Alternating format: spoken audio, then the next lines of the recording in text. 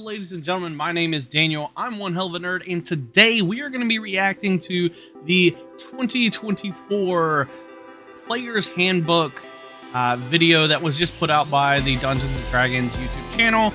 And in this particular one, we're going to be going over the new weapon mastery, whatever that means. Seems a little cool.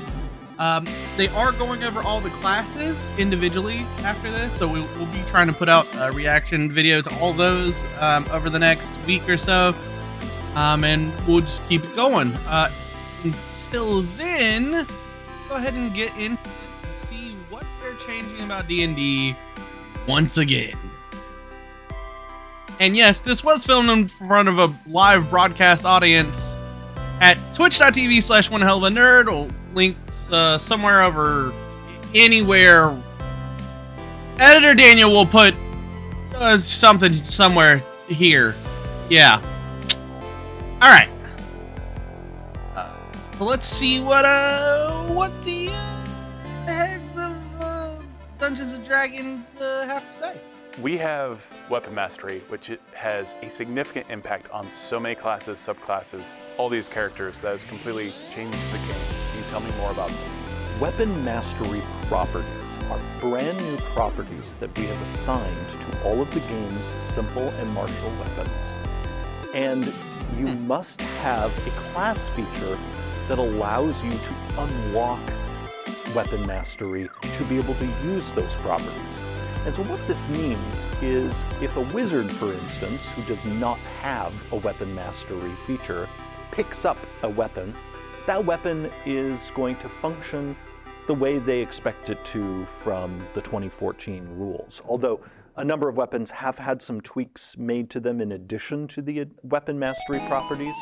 However, if you are a character, whether you are a fighter, a barbarian, a rogue, we get like weapon a arts paladin, a ranger, from Dark Souls, someone who has basically? otherwise unlocked the ability to use weapon mastery.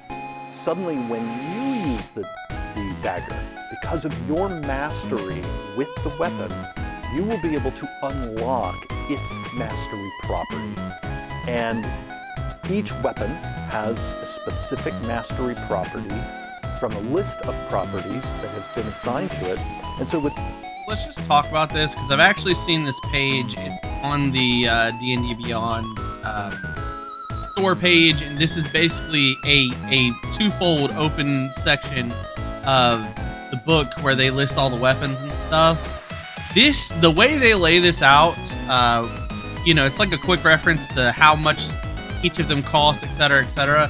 This is such a cool layout, and I feel like they should do this a lot more with a lot of different things that are, kind of generic in the sense of like gods and whatnot. You could kind of probably lay out like this in a simple way. I really like this page. It's really dope. It's a very quick visual reference. You can just refer to as a DM or as a player and just be like, boom, there's the information I want. Boom, let's move on. The dagger, that property, I really like that. Called Nick. It allows you to benefit from the extra attack that the light property in the dagger gives you without having to spend your bonus action on it. It's simple, but powerful. Because what that suddenly means is the person who has decided to focus their mastery option on daggers, they've just freed up their bonus action to do something else with it. They no longer have to use That's their bonus gonna make action rogues insane. Bonus action, hide, attack, sneak attack damage, second dagger attack. That's so they could wild. Throw 3 daggers. They could, but that's just so you're aware.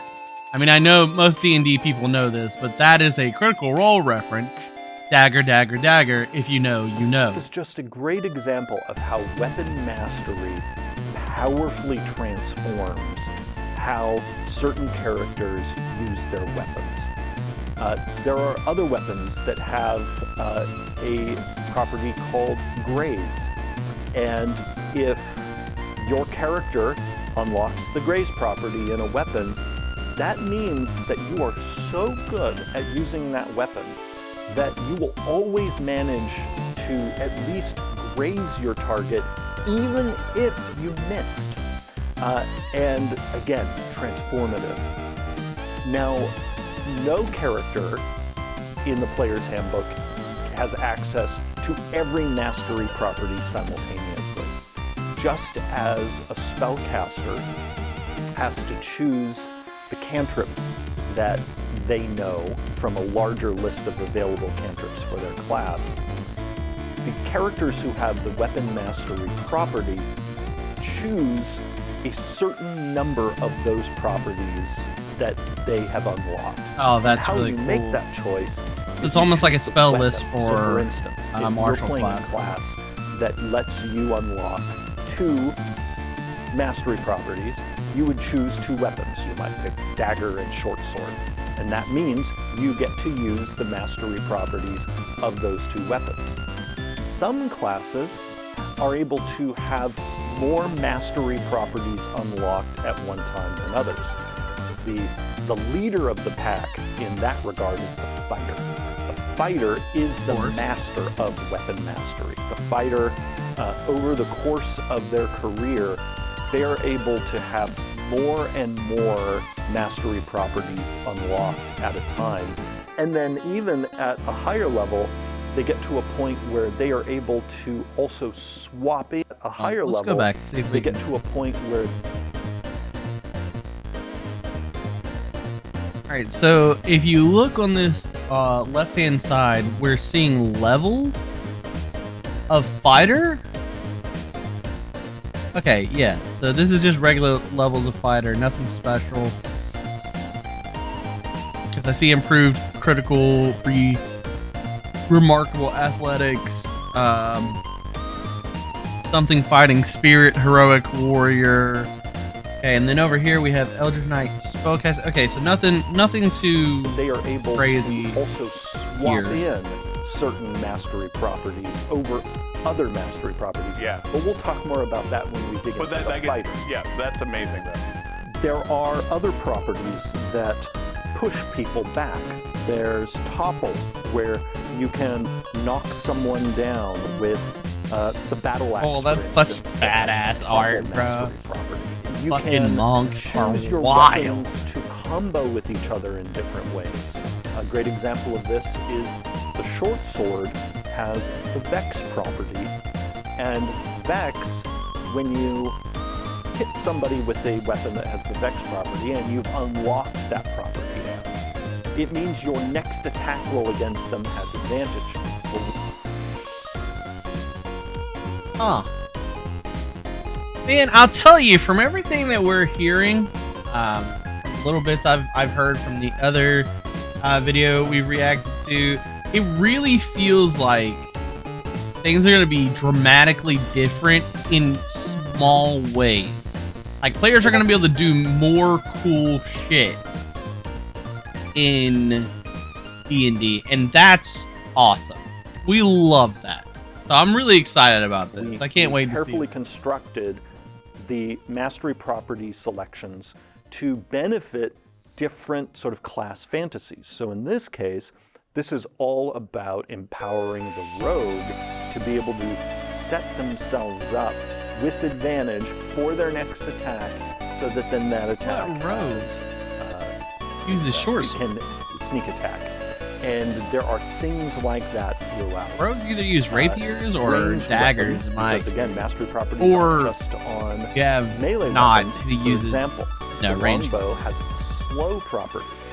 And the narrative here is, imagine you're hitting someone in like a leg or somewhere else that is going to slow them down. And when you think about the long range of the longbow, this allows you to keep that creature way over there, because you are making it harder and harder for them to reach you. Yeah.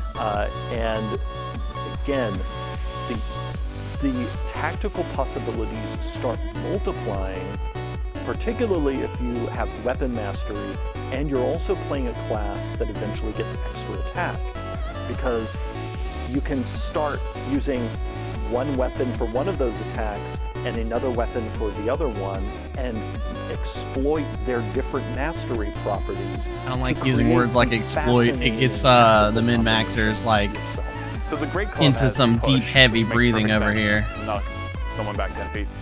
But I know a Riley's heavy somewhere crossbow, hearing all this going, it's perfect because if you want to knock someone off a cliff, if you want to shoot someone right off the wall of a castle, that has a new element of strategy. And right there too, you see, when you compare the mastery properties on the different weapons, adding them allowed us to bring out some of the narrative differences among these weapons in a way we never could before. So if you compare the heavy crossbow to the longbow, one of them is slowing, the other one is pushing. That's actually an example of us being able to finally show how being hit in the real world by those two weapons feels different. Right. Because a crossbow hits with a force because of the mechanism. The longbow does not necessarily. I mean, they're both. You don't that wanna be is hit by true. arrow. There is a lot more force behind But a crossbow it was than there a lot of is fun for a us bow. to look at Simply how can we because of the actually way bring these they're weapons to life designed. in a way we never could Wait a before. going on here. Oh, what the fuck is going on here? This is everything here is fine except for this mimic that's just got like a billion eyes. I don't like that. That's a little sus. Now that we have weapon mastery, everyone has the option of taking a feat that unlocks some weapon mastery. So we wanted to make sure that no matter what class that you're playing or subclass, you have the ability to dip your toe into this pool through the feat system. And there's also sap, which gives that target disadvantage. Sap is perfect against a foe that's actually really scary, and you want to impose disadvantage on their attack rolls. Yeah.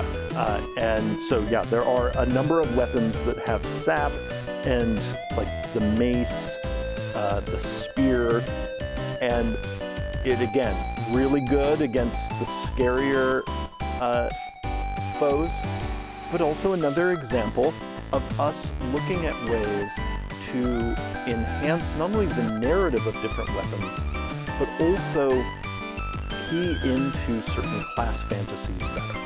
So the mace, often associated with the cleric. And clerics have traditionally been all about protecting their friends.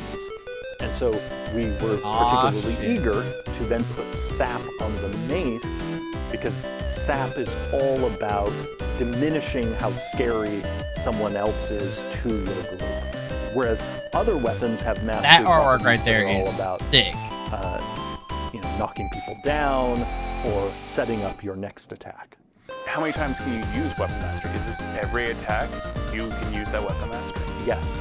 So if you have the weapon mastery unlocked on a weapon that you're using, it's designed I bet the so that rapier's you can weapon theoretically mastery be is dope, benefiting from the mastery property every Artwork time for this that book you is so hit good. with the weapon, or in some cases, like I the hope it grace was real property, artists. when you miss with the weapon. Watsy's And too big of a it is company to be because of that fucking design doing AI that art. we kept the mechanical weight of these mastery properties very light. We wanted them to be very impactful, but not a huge slowdown in play. And so, Not tremendously complex by themselves. Exactly. So they are very weighty in terms of what they do, but they are not highly complex, because particularly in the hands of a character who starts getting many attacks, like think about a high-level fighter who can just attack, we wanted to make sure that because these are getting applied potentially over and over Just like again, that, I'm out of that the they beverage. weren't going to bog the game down. And so that was a huge focus of our internal playtesting, is making sure that these each meet the goal of being really spicy and fun and create tactical interest, while at the same time not bogging down play. We talked about this before, but now when you see one of these weapons in play, you have a different context. It is not just a dice roll now when you see a great axe. When you see a crossbow, it's not just getting hit by a bolt. It's, you may get pushed back 10 feet and fly right off the cliff. So there's a new context emotionally and narratively for what these weapons are now. They mean something extra. Well, especially for the DM, because it is primarily going to be monsters that are facing this. Absolutely. But it also means that players can be much more interactive with each other in setting combos up. Because now if you know, all right, that crossbow isn't just going to do damage, but it might also displace the target, that creates a tactical situation for the group to have fun thinking about that wasn't there before. It's very simple though, but that is by design, as you mentioned. But it's had a tremendous impact in playtest and even your home game. Oh, the weapon mastery transforms every battle. And again, we had to make sure that the complexity level was low because of how often it can happen. And I can say in our playtests that it has succeeded at delivering the fun and the tactical interest that we wanted. That book is so gorgeous. In the playtests, I want it most of my so time bad, playing Chad. Fighter, and I had a ball creating, especially as the Fighter was higher level and had more and more masteries unlocked. I loved being able to play this mini game of, all right, at first I want to use this weapon because of this mastery property. Then my next attack will be this one where I can exploit what I did with the previous weapon. Super fun. The new Player's Handbook is available for pre-order right. Right. That. Final thoughts. I think that these are really cool. I am concerned on how they can break the game. I know that's like my main concern, but it is a problem I have had with a lot of players is they want to fulfill this fantasy, and it's like, it's cool to play that fantasy out, but it's not cool when you're like, literally every monster that I throw at your group, you're immediately killing, and it's just not fun that way. But I do think it's very cool that we get a kind of like weapon art-esque kind of thing to it, where now you get like a bonus for knowing how to use that weapon specifically. That's really cool. I'm really into it. I hope it's not as broken as I think it is. I'm sure that they did some kind of, anything. So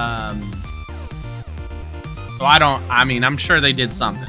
I'm sure of it. They had to have done something to balance it out. But we'll see what happens when September 1st rolls around and it's in our hands. Can't wait. I'm super excited.